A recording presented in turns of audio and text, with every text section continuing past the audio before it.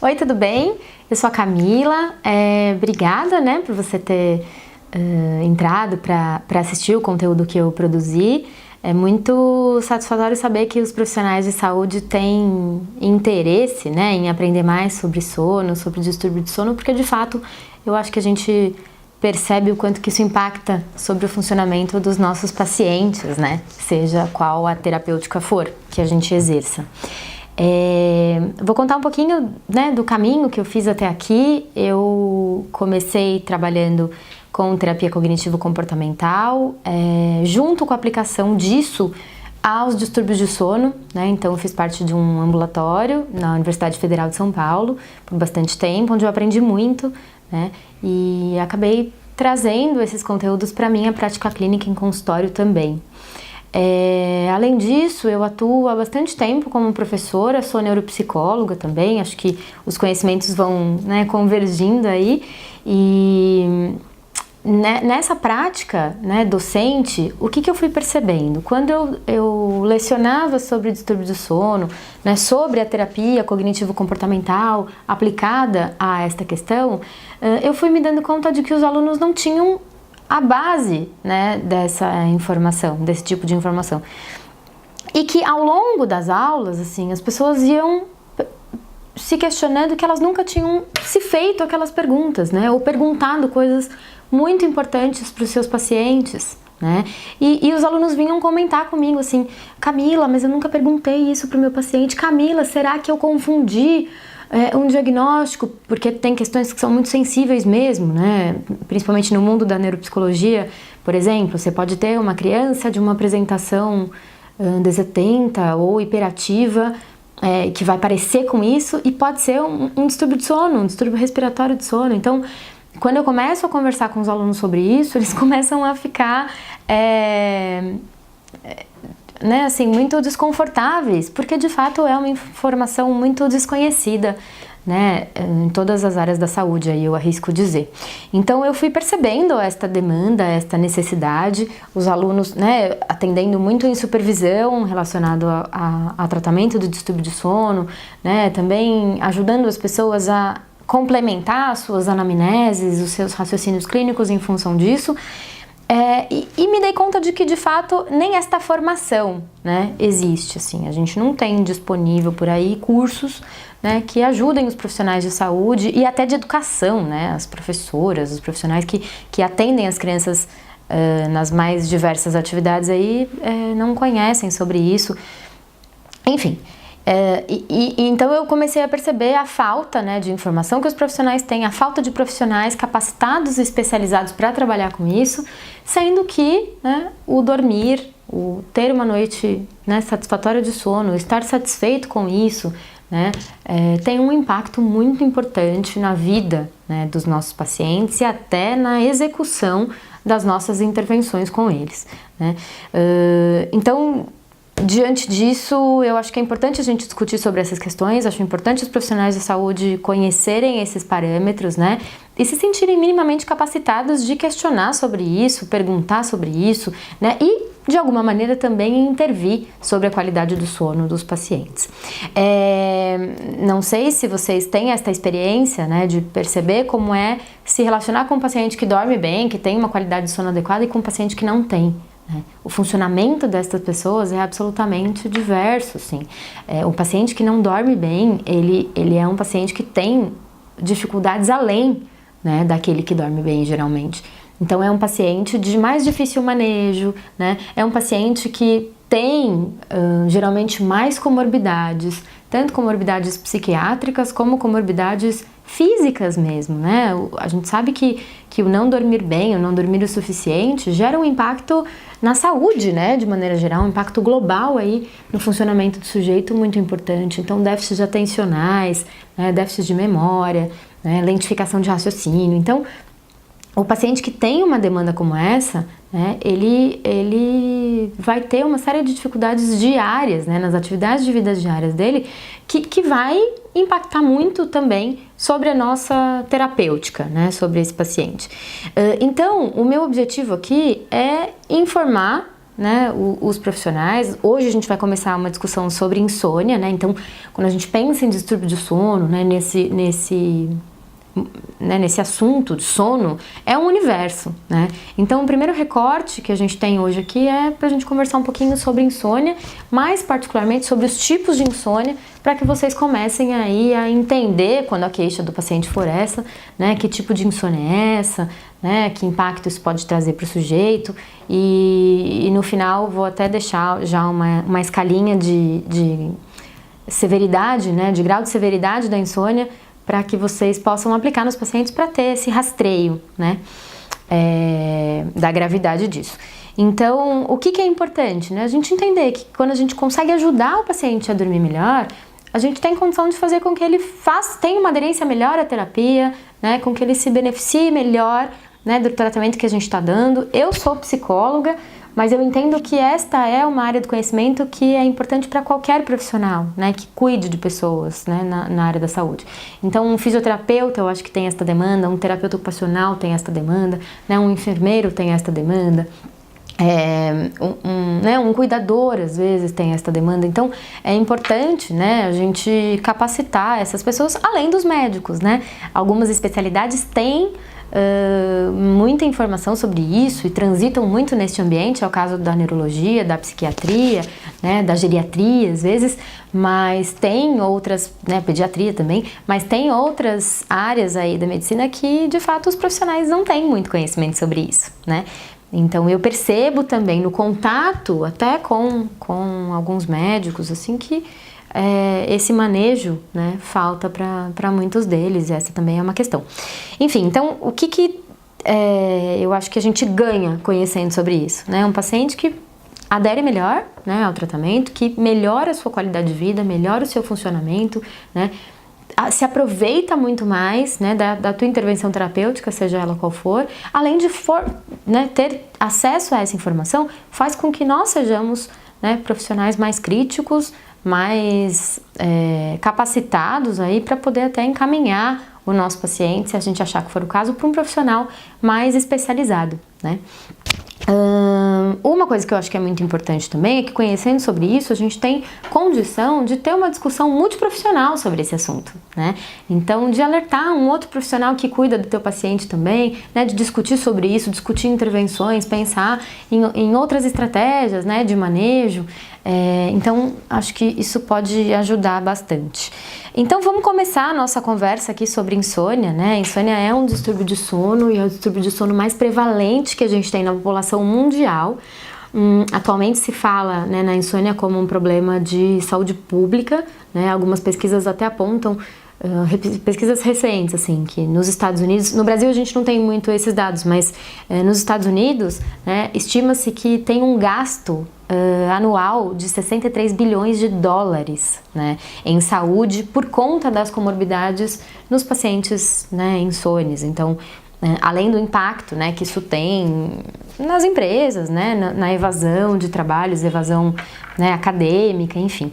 Então, a insônia é um distúrbio bastante prevalente e que traz, né, um impacto muito importante no funcionamento do sujeito, desfuncionalizando, né, né, a vida do paciente, trazendo impactos severos, e uma insônia, né, de muito longo prazo traz efeitos muito importantes, né, na qualidade de vida desse sujeito, no funcionamento social desse sujeito. Então é importante que a gente saiba identificar isso, né, entender a gravidade que isso tem e intervir ou então encaminhar o paciente conforme, né, ele precisar. Em relação à prevalência, a insônia ela é tão prevalente que se fala que em algum momento da vida, né, até 50% da população vai ter um evento, um tipo de insônia vai se apresentar, né, ao longo da vida da pessoa. A prevalência vai de 20% a 50% da população, aí a depender do tipo de insônia. Os insônios crônicos, né, que são aquelas pessoas que têm já um transtorno, né, cronificado, um funcionamento já, né, impactado por conta disso, estima-se que 10% da população, o que é bastante gente, né? Enfim, então hoje a gente vai conversar sobre os tipos de insônia, para que você comece já conseguir aí identificar, em função do relato do teu paciente, em função do que você percebe no funcionamento dele, que tipo de insônia que ele pode estar vivendo, para poder dar esse encaminhamento. A gente vai falar, em algumas outras ocasiões sobre tratamento, sobre os encaminhamentos, quais são as perguntas que você precisa fazer para entender, se o teu paciente tem esta questão ou não. Mas hoje a gente vai ficar mesmo nos tipos de insônia e quais são esse ranking, qual é esse ranking aí de gravidade dos sintomas e os impactos no funcionamento do sujeito. Então, o primeiro tipo de insônia que a gente tem é o que a gente chama de insônia orgânica, que é uma insônia que tem uma base neurobiológica, Então, a gente sabe que os processos de sono e vigília, eles estão relacionados ao nosso funcionamento cerebral. A gente tem neurotransmissores que são responsáveis por esses processos, processos inibitórios, processos excitatórios, que estão relacionados a esse nosso movimento de acordar e dormir, isso relacionado também ao nosso ritmo circadiano, ou seja, a nossa adequação nas 24 horas do dia, nos momentos do dia. Então a gente entende, biologicamente, como espécie, nós somos preparados para dormir à noite e estar acordado de dia, e a insônia orgânica, ela tem esta característica de ser um processo neurobiológico, e muito marcado, assim. Isso significa que esta insônia, ela tem uma causa que é orgânica, é algo biológico, e ela é marcada por um início desde a infância, Então são sujeitos que por algum motivo ali no seu funcionamento tem alguma questão que impede este sujeito, de ter uma noite adequada de sono, impede esse sujeito de dormir o tanto que ele deveria. O que é importante, a gente entender que o paciente insone, seja qual for o tipo, ele tem prejuízo diurno, Ele tem prejuízo diurno. Então, uma das perguntas, assim, que eu acho que já é uma dica de como a gente entende se o paciente tem um quadro de insônia ou não, é entender que prejuízos ele tem, Por que eu estou dizendo isso? Porque às vezes o paciente vem com uma queixa de insônia, eu durmo 3, 4 horas por noite, mas não necessariamente ele tem insônia, talvez aquele seja o padrão neurobiológico dele. Se ele não tem um impacto diurno, se ele não tem um déficit de funcionamento, se ele não tem cansaço, se ele não tem fadiga, talvez ele não seja um insone, Mas a gente vai falar disso também em outra ocasião. Mas o que é importante entender? Nem toda queixa de sono curto, de pouco tempo de sono, é insônia, tá bom? O que é importante a gente observar em relação à insônia é o prejuízo diurno, que este paciente tem. E aí, quando a gente pensa na insônia, até antes de falar da insônia orgânica, o que é a insônia, É esta sensação, esta impressão que o sujeito tem, de não estar satisfeito com o seu sono e não estar satisfeito nem com a qualidade, ou seja, existe uma queixa em relação à qualidade e uma queixa em relação à quantidade, Então talvez o sujeito durma ali poucas horas, mas ele durma ok, mas ele tem uma questão com esse tanto de horas que ele dorme, ou tem uma queixa em relação à quantidade, então o sujeito fica lá 8, 9 horas deitado na cama, mas ele dorme efetivamente 4 horas, Então, em relação à qualidade do sono dele, a esta questão subjetiva também, Tô satisfeito com o meu sono, percebo que eu não aprofundo o sono, Percebo que eu não acordo reparado, ou seja, o meu sono não é reparador, Isso é um critério, para a gente entender que o paciente tem uma queixa em relação a isso. Então, existe também uma questão assim do paciente se sentir muito desautorizado em relação ao seu próprio sono, como se o sono virasse uma entidade, assim, que ele não se relaciona muito bem com ela. Existe uma ansiedade antecipatória em relação ao sono, O paciente insone é aquele paciente preocupado com o seu dormir, e isso já caracteriza, até alguns outros quadros aí dentro da insônia, o que é importante a gente prestar atenção, O paciente que já tem uma preocupação em relação ao seu sono, isso significa que de fato ele deve estar sofrendo com isso, Então a insônia orgânica é essa que eu contei para vocês, é uma insônia, de início no começo da vida do sujeito, porque o funcionamento neurobiológico dele, tem alguma questão ali que faz com que ele tenha incapacidade, né, de ter um funcionamento que promova a sonolência para ele, tá bom? E isso, né, deve ser tratado aí com a ajuda de um neurologista, geralmente, né, ou um outro especialista, né, especializado em sono, e a causa orgânica a gente não tem muito como, né, reparar aí terapeuticamente. Um outro tipo de insônia que é bem curioso, assim, e a gente até tem pouca literatura sobre isso, principalmente no Brasil, é o que a gente vai chamar de insônia paradoxal. E ela tem esse nome justamente porque ela é um paradoxo, né? É uma condição bastante curiosa. No Brasil, a tradução disso, né? A gente até chama esse tipo de insônia muito mais de impercepção de sono até do que insônia paradoxal. Por que impercepção de sono, Camila? Que nome engraçado, né? Como assim impercepção? De fato é isso, né? É um sujeito que ele dorme, então se a gente fizer um exame nele, né? Colocar ele lá para fazer a polissonografia, que é o exame, né, específico ali pra gente diagnosticar, os médicos, né, pedem isso para diagnosticar alguns outros distúrbios de sono, ele vai dormir, né? O traçado lá eletroencefalográfico dele é um traçado característico de sono. Ele sai da vigília, ele entra no sono, mas ele não percebe que ele dorme, né? Então, esses casos, eles são curiosos porque são pacientes que chegam pra gente na clínica com esse discurso de: Camila, eu não durmo há 20 anos, eu vim te procurar, sei que você é especialista em sono e eu não durmo há 20 anos, eu não durmo há 30 anos, meu sono é muito ruim, né? Já tentei remédio, já tomei isso, já tomei aquilo, já fui em vários médicos e nada resolve. Pode ser que a gente esteja diante de um paciente, né, com insônia paradoxal, né? O que se sabe sobre essas pessoas? Então, tem alguns trabalhos que apresentam, né, dados em relação ao perfil psicológico desses sujeitos, né? Então, geralmente eles têm uma história, né, difícil, são pacientes que precisaram desenvolver o que a gente chama de hiperalerta, né? O que é um hiperalerta? O paciente entra em sono, mas de fato ele não desliga, né? Então ele dorme, são pacientes que dormem, mas que não têm a sensação de dormir. Então pessoas que podem ter ficado expostas a situações de perigo, né, a situações de vulnerabilidade por muito tempo, desenvolvem um mecanismo mesmo, eu acho, de sobrevivência para manter uma certa atenção. Precisa dormir porque precisa sobreviver, né? Mas desenvolve um mecanismo de manter uma certa atenção e uma certa atenção ao ambiente, caso qualquer perigo aconteça. Então, esse tipo de insônia é marcada por esse tipo de funcionamento. O paciente dorme, mas não percebe que dorme. Quem está do lado vai dizer: não, ele dormiu, né? Ele até roncou, ele dormiu, tenho certeza. E o paciente não tem a sensação que dormiu. Alguns pacientes têm um nível de hiperalerta tão elevado que conseguem, inclusive, descrever o ambiente durante a noite. É um negócio, né, muito curioso mesmo.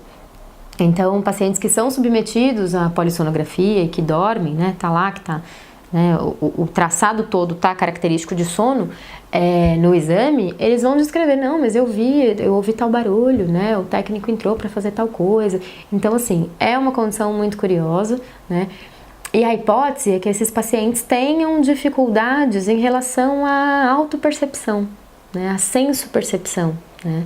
Então, provavelmente eles devem ter dificuldades perceptivas em relação a outras coisas que não só em relação ao seu próprio sono, né?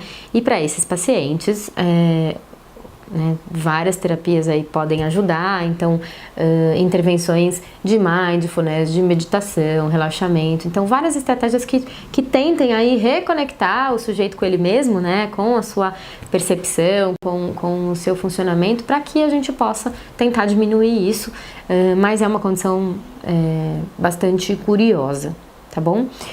O terceiro tipo, né, de insônia que a gente tem é uma das mais fáceis da gente tratar, né, no sentido de que é muito fácil de adequar o paciente que quer ser ajudado, né? Então, é o paciente que tem o que a gente chama de higiene do sono inadequada. Então, é aquele paciente que ele tem uma queixa de sono, né? Ele tem uma queixa de insônia, de uma dificuldade e até de um prejuízo diário, mas muito por conta de um hábito de sono muito ruim, né? Então, é um paciente que acabou perpetuando uma série de comportamentos inadequados, né? Que está fazendo um monte de coisa errada, que não está ajudando ele a adormecer, mas ele não sabe o que ele está fazendo de errado, né? E nisso a gente tem desde o consumo de alimentos e bebidas que contém estimulante, né? Gente que não sabe, por exemplo, que um cafezinho desse aqui que eu acabei de tomar pode de fato tirar, né, o sono dele. Isso não é uma regra, tá, gente? Assim, essa questão da nossa sensibilidade aos estimulantes, isso não é uma regra, né? Cada pessoa vai ter aí a sua neurotransmissão e a sensibilidade a essas substâncias de maneira muito particular. Conheço pessoas que tomam café antes de dormir e vão dormir lindamente. Se eu tomo, por exemplo, um anti-inflamatório que contém cafeína, a minha noite já vai ser muito ruim, porque eu sei que eu sou hipersensível a isso. Então, esses pacientes que têm higiene de sono inadequada, são pacientes que têm hábitos de sono inadequados e que não ajudam a adormecer. Isso vai desde o consumo dessas substâncias, como eu falei, até, assim, hábitos, né? Às vezes a pessoa não tem o hábito de construir um ritual mesmo que ajude ele a dormir, né? E o nosso cérebro, ele é muito inteligente, né? Ele aprende muito com repetição. Então, construir um hábito de sono adequado e contando para o nosso cérebro que está chegando o momento de dormir, né, já é um grande passo para que a gente consiga dormir bem.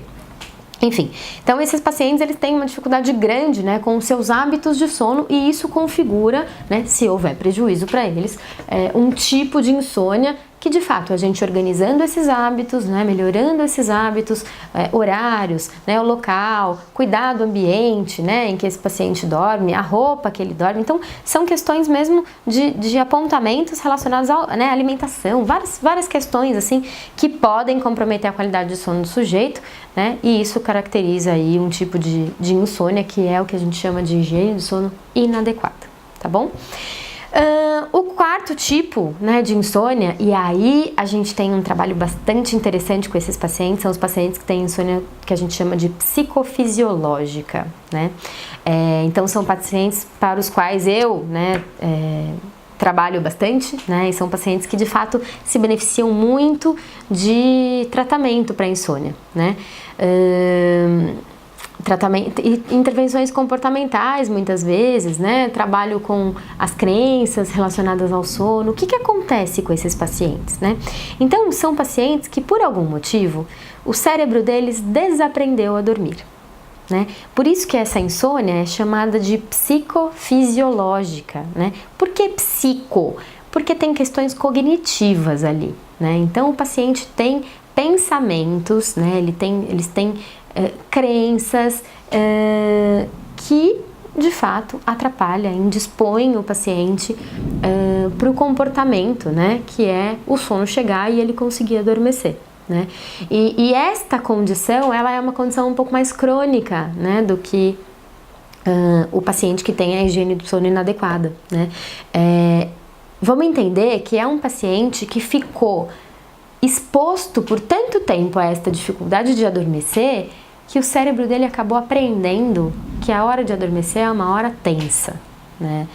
Então, vocês já devem ter ouvido esses relatos dos pacientes ou até de alguns de vocês, assim, nossa, mas quando eu durmo fora da minha casa, por exemplo, quando eu vou viajar, né, ou quando eu tô numa condição diferente da minha condição habitual, eu durmo bem. Se eu durmo num hotel, eu durmo muito bem. Será que a cama do hotel que é melhor que a minha? Talvez até seja, mas não necessariamente. Muito provavelmente, o que está acontecendo? A tua cama, o teu leito de sono, né, tá despertando em você reações, né, emocionais e reações fisiológicas, né, não condizentes com o adormecer. Né? O que isso significa? Que o teu cérebro está entendendo que quando você deita na tua cama, que é o horário, na verdade, de, né, diminuir a atividade, o teu cérebro está aumentando a atividade. Por quê? Porque já existe uma preocupação, uma ansiedade em relação ao momento do sono, né? E isso a gente consegue perceber muito, obviamente, quando a gente tem contato com esse tipo de paciente. São pacientes que falam pra gente assim, ai, né, a hora de dormir é a pior hora pra mim, ai, porque eu deito e aí eu fico fritando lá na cama, né? A gente fala fritando porque fica, né, de um lado pro outro, esperando o sono chegar. E aí, o mais curioso, né? Esse paciente, quando ele sai da cama e vai pra sala, por exemplo, assistir um programa de TV, muitos deles vão dormir na sala, né? Por que vão dormir na sala? Porque o condicionamento, a aprendizagem em relação ao sono, ela tá truncada, né? O condicionamento está truncado, o sinal, né, o estímulo que esse sujeito está recebendo na hora de adormecer, ele não está entendendo, o cérebro não está entendendo como uma estimulação para relaxar, né? Mas sim para entrar no hiperalerta. E por que é psicofisiológico? Porque as cognições envolvidas nesse processo vão cronificar ainda mais esta condição. E é fisiológico porque o nosso sistema nervoso, né, autônomo, vai responder a essa estimulação. Então eu tenho uma cognição que não me ajuda, que vai desencadear emoções na hora de dormir, que também não vão me ajudar, né? E junto com isso, o meu sistema nervoso autônomo, né, do qual eu não tenho controle, vai responder automaticamente, né, para estas cognições e para estas emoções. E aí o sujeito não vai adormecer, né? Não vai adormecer porque não consegue, porque de fato, né, tá com uma atividade aumentada ali, uma hiperatividade no momento em que devia estar, né, relaxando. Então, para este tipo de insônia, a gente tem intervenções muito pontuais e que a literatura, né, e a prática clínica também vão trazer pra gente dados bem interessantes sobre o tratamento e o quanto a gente consegue, né, ajudar estas pessoas. De tratamento a gente vai falar num outro momento, tá bom? Mas é um tipo de insônia que responde muito bem a técnicas cognitivas, a técnicas, né, comportamentais, e que os efeitos dessas terapêuticas são efeitos muito duradouros. Então o nosso objetivo é ensinar o paciente a dormir, né? É ensinar o paciente a refazer esses condicionamentos que estão tortos, né, que não estão, que estão truncados ali, para que ele possa, né, voltar a dormir, reensinar o cérebro dele a adormecer, e isso é muito possível e é um trabalho muito legal, né, de ser feito.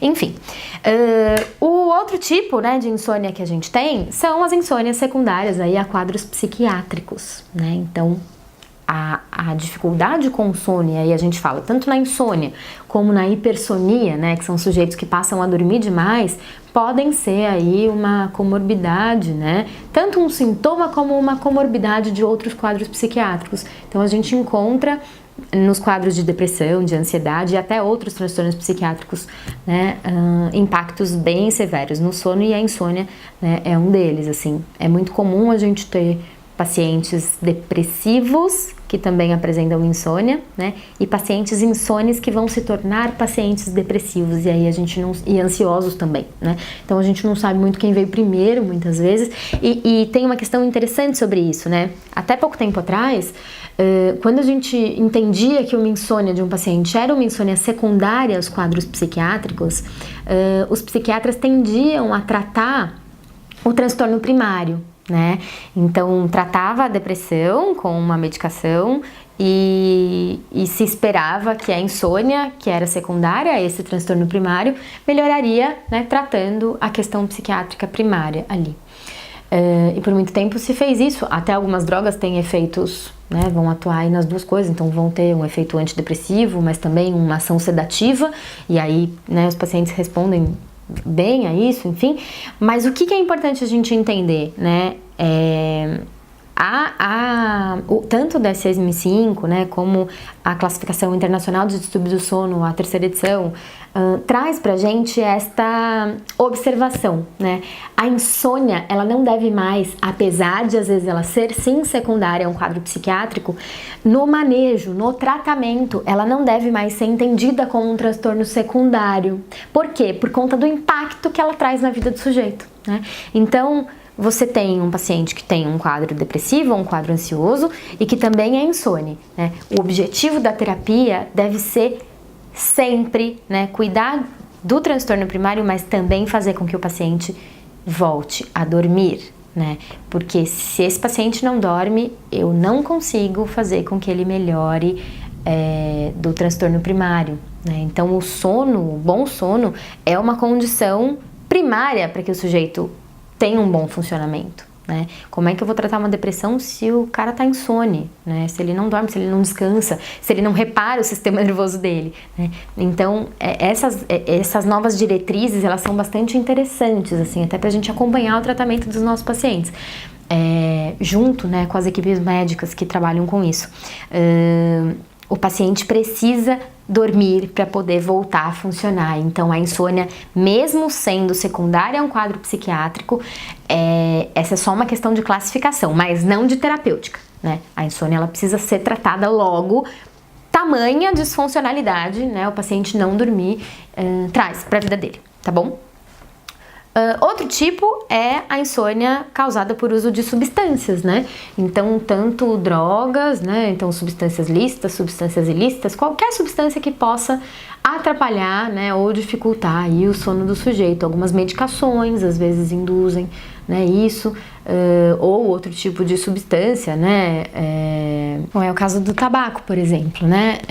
Os pacientes têm esse discurso de que, né? Vai fumar um cigarro para ficar mais tranquilo. De fato, a ansiedade, né, pode até diminuir, mas a atividade cortical relacionada ao uso do tabaco, ela é uma atividade aumentada, né? Então não é que o tabaco é uma droga depressora, pelo contrário, é uma droga estimulante, né? Então, assim como outras drogas estimulantes, pode aí atrapalhar bastante, né, a qualidade do sono do sujeito. Um outro tipo de insônia que a gente tem é a insônia relacionada a condições médicas gerais, né? Então, a quadros de dor crônica, né? Ou, enfim, outras condições médicas, né? Internações, né? Ou outras doenças, né? Então, um outro quadro clínico que atrapalhe, né, o sono do paciente ou até inviabilize o sono do paciente, também marca aí um outro tipo de insônia. Então é isso em relação à classificação, né, dos tipos de insônia, mas quando a gente pensa em todos esses tipos, né, nesse cardápio de insônias que a gente tem, a gente pode classificar a insônia em relação ao grau de severidade também, né, e em relação a algumas características do momento em que a insônia acontece na noite, né, do sujeito. Então, a gente pode pensar em 3 tipos, né, principais aí de insônia em relação ao momento da noite. E aí a gente tem 3 tipos de insônia: a insônia inicial, a insônia de manutenção ou a insônia terminal ou de final de noite, né? Até gosto de usar essa nomenclatura de fim de noite mais do que terminal, porque os pacientes não gostam muito desse insônia terminal, né? Remete um pouco ao paciente terminal, né? Então, insônia de fim de noite eu acho que fica um pouco mais simpático. O que é insônia inicial, né? É a insônia em que o paciente tem uma dificuldade grande, né, de iniciar o sono. Então, ele tem o que a gente chama de um tempo de latência, né? Que é esse tempo do momento em que o sujeito deita na cama dele até o momento dele começar a dormir, né? Esse é o tempo de latência. Esse tempo, ele é aumentado nesses pacientes. Então, tem pacientes que têm até 2 horas de latência, 3 horas de latência. Então, isso caracteriza a insônia inicial. É muito comum em pacientes com quadros de ansiedade, por exemplo, né? Que são pacientes que têm uma dificuldade grande para iniciar o sono. O que é insônia de manutenção? São aqueles pacientes que têm um despertar, né? Um episódio de insônia, um despertar no meio da noite. Então, são pacientes que vão dormir, né? Vão começar a sua noite de sono, vai ser interrompida a noite de sono, ele vai ficar ali um tempo acordado. E um tempo, quando eu digo, é um tempo que traz prejuízo para ele, né? Traz queixa, tá? Então ele fica um tempo ali e depois ele volta a dormir. Isso é o que a gente chama de insônia de manutenção, que é a insônia do meio da noite. E a gente tem a insônia de fim de noite, são os pacientes que dormem, mas acordam muito cedo e não conseguem retomar o sono, né? Então por isso que tem esse nome de insônia de fim de noite. O paciente acorda muito cedo e aí vai ter um prejuízo mesmo no seu funcionamento, porque não consegue retomar o sono. A gente também pode classificar a insônia em relação ao tempo em que ela está estabelecida, né? Então a gente tem quadros agudos, né, e transitórios, e tem insônias crônicas, né, que tem aí já uma duração maior na vida do paciente. Então, uma insônia aguda, uma insônia transitória é uma insônia situacional. O que isso significa? Ela está sempre relacionada a um acontecimento da vida do sujeito.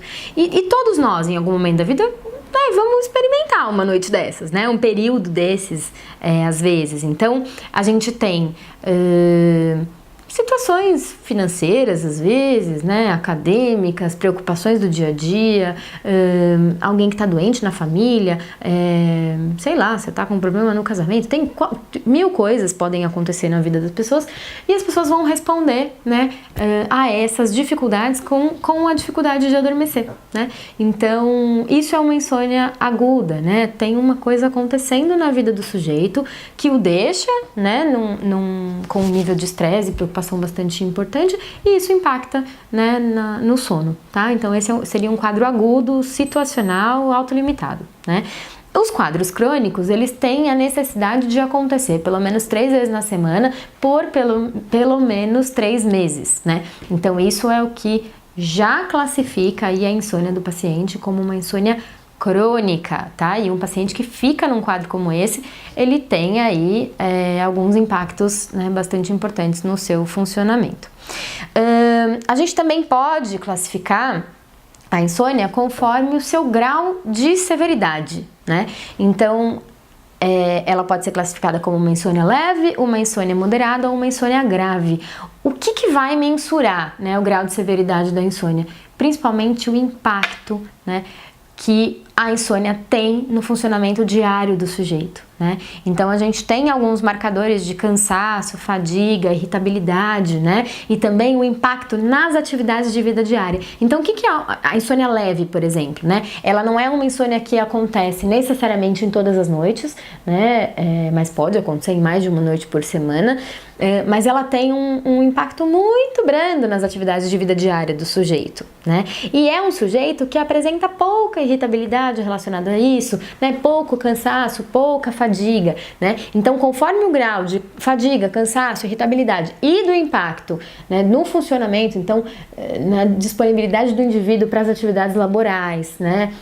Até a própria saúde mesmo, né? Então, quadros de doenças que acabam se instalando por conta de um estresse orgânico muito alto que fica ali, né, quando o paciente não dorme bem. Então isso vai considerando aí o grau de severidade da insônia, né? O que é importante a gente pensar quando eu falo, o paciente, né, tem um impacto no funcionamento do dia a dia, né? Tem um impacto no funcionamento cognitivo dele. O que isso quer dizer? De fato, os pacientes insônios, eles pagam um preço muito alto, né, pela sua condição. Então, os pacientes apresentam mesmo baixo raciocínio, lentificação, problemas de memória. Canso de receber aqui, né, como eu sou neuropsicóloga também, então recebo muitos pacientes para avaliação neuropsicológica com queixa de memória, com queixa de atenção, e quando você vai ver, né, a condição primária para o sujeito ter um bom funcionamento é dormir bem, e ele não dorme bem, né?